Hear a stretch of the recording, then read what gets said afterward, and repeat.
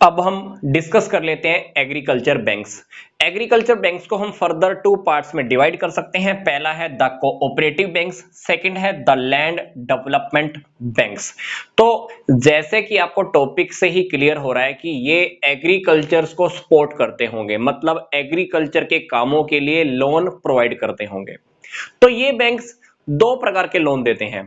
पहला है short term loan, फिर है long term loan. Short term loan क्यों देते होंगे? क्योंकि किसानों को बीज खरीदने होते हैं, खाद खरीदनी होती है, या कह सकते हैं कि फर्टिलाइजर्स खरीदने होते हैं। लॉन्ग टर्म लोन क्यों प्रोवाइड करते होंगे? सिंपल सी बात है, जमीन खरीदने के लिए, जमीन के डेवलपमेंट के लिए, या ट्रैक्टर्स खरीदने के लिए, या आपको पता है कि एग्रीकल्चर के काम में कुछ मशीनें भी जरूरत होती हैं, तो उन कामों को पूरा करने के लिए ये लॉन्ग टर्म लोन भी प्रोवाइड करते हैं।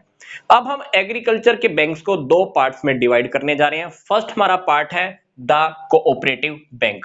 Cooperative banks short term loan provide करते हैं। ये कॉमर्शियल बैंक की तरह ही काम करते हैं, कॉमर्शियल बैंक की तरह काम करते हैं, पर इनका स्ट्रक्चर और ओनरशिप का जो मामला है वो कॉमर्शियल बैंक से बिल्कुल डिफरेंट है।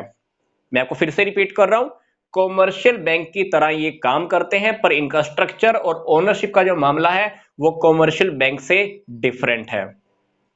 अब द कोऑपरेटिव बैंक्स को हम दो पार्ट्स में डिवाइड कर सकते हैं। पहला है स्टेट कोऑपरेटिव बैंक, सेकंड है सेंट्रल कोऑपरेटिव बैंक, और एक थर्ड पार्ट भी है, वो है द प्राइमरी कोऑपरेटिव बैंक्स। फिर हमारा एग्रीकल्चर बैंक्स का जो सेकंड पार्ट है द लैंड डेवलपमेंट बैंक। जैसे कि आपको इसके टॉपिक से क्लियर हो रहा है, लैंड की डेवलपमेंट करने के लिए ये बैंक क्या करता होगा? एग्रीकल्चर सेक्टर के लोगों को लोन देता होगा। तो ये लोन लॉन्ग टर्म लोन होते हैं। तो ये लोन कैसे मिलते हैं? ये लोन मिलते हैं लैंड की सिक्योरिटी पे। तो जैसे ही एक पर्सन अपने जमीन के कागजात गिरवी रखता है तो उसको लोन दे दिया जाता है। तो लॉन्ग टर्म लोन मिलते हैं। टारगेट क्या रहता होगा? ट्रैक्टर्स खरीद लो, लैंड की डेवलपमेंट करा लो, लैंड की इंप्रूवमेंट करा लो, या किसी किसान ने मान लो पुराना कोई लोन चुकाना है, उसकी पेमेंट के लिए भी ये किसानों को लोन देते हैं। अब हम बात करते हैं कि इस लैंड डेवलपमेंट बैंक्स को हम दो पार्ट्स में डिवाइड कर सकते हैं, the state land development bank, फिर है the primary land development bank. तो सिंपल सी बात है, एग्रीकल्चर के जो बैंक्स हैं, एग्रीकल्चर के सेक्टर में जो भी लोग काम करते हैं, किसान, उनको लोन प्रोवाइड करने का हेल्प करते हैं, चाहे वो शॉर्ट टर्म लोन हो, चाहे वो लॉन्ग टर्म का लोन हो।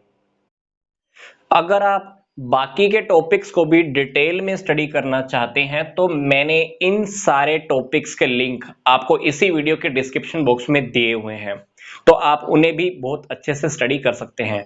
मिलते हैं अब हम नेक्स्ट वीडियो में। यहां तक का वीडियो देखने के लिए आपका बहुत बहुत धन्यवाद।